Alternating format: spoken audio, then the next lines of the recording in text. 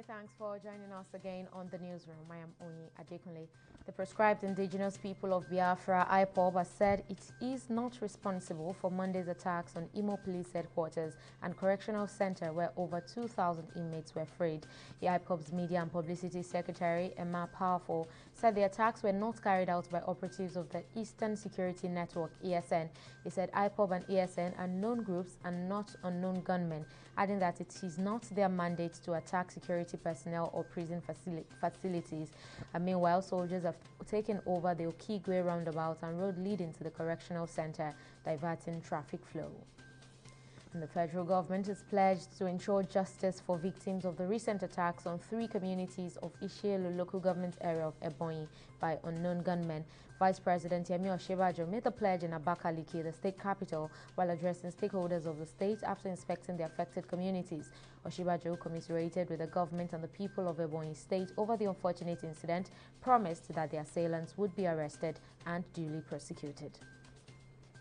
The strike action embarked on by workers in Taraba State has grounded the state capital, Jalingo, as water vendors make brisk business as a result of the shutdown of water pumps. According to reports, all the water pumps have gone dry for 1 week now, and water vendors have increased the price of water due to higher demand. Some residents of Jalingo expressed concerns over the scarcity of water in the metropolis, raising concerns that the situation may cause an outbreak of water-related diseases because people are now compelled to drink unclean water.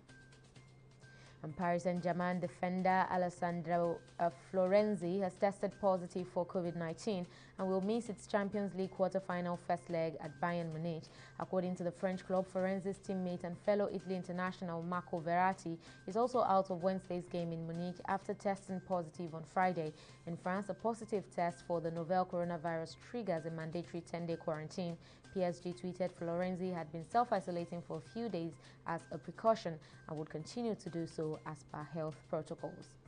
The worth of building materials exported from Nigeria fell to 459.31 million in the fourth quarter of 2020 from 681.57 million recorded in the fourth quarter of 2019.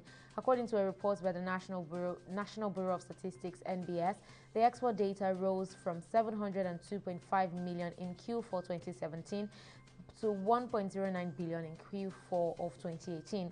It added that the value of cement, asbestos, articles of stones, mica and ceramic imported in the fourth quarter of 2020 stood at 31.07 billion naira. The value of trade in the fourth quarter was the highest recorded over the past year, and that's according to the NBS report. The report also added that imports accounted for 65% of total trade in Q4 of 2020 compared to 53% the previous year.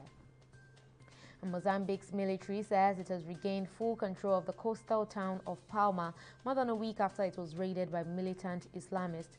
Military sources say a significant number of militants were killed in the counter-offensive, while local media also reports that residents who had fled were starting to return, some to homes that were looted. Dozens of civilians were killed and at least 11,000 displaced after militants invaded Palma on 24th. Last week.